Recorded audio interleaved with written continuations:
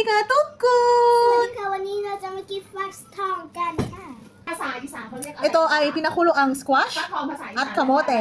So in Thailand, squash is อีสานใช่ไหม เอาภาษาอีสานค่ะ ได้ค่ะ บักอื้อ ทีนี้ บักอื้อ ข้ออันนี้อะไร ฟักทอง ฟักทอง ฟักทองแล้วอันนี้ มันม่วง มันม่วงคาโมเตมันม่วงอร่อย ไม่รู้ masarap มัน nilaga มันอะไรก็ไม่รู้ มันม่วงเขาเรียกมันม่วง มันม่วง มันม่วงkamote na pinakuluan B this one มันเหลือง มันเรื่อง so เรื่อง yellow I like eat this you like to eat that this one nilagang squash in Thailand they call it phak tong ถูกไหม ฟักทอง phak tong in Thailand but in the อีสาน southern or province part ng Thailand ang tawag dito ay บักอื้อ bag-u.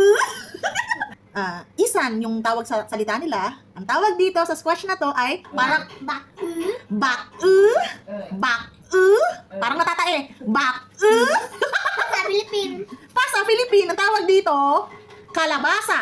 คาราบาสะ Oh, Pimay tanda eh. Rumiri. คาราบาสะ Kalabasa. Oh, very good. Kalabasa. So, ganyan. Pinakuluan lang. Masarap siya, promise. Matamis-tamis. Maganda talaga lupa sa Thailand. Matamis. Ayun lang. Ruby, say bye-bye. bye bye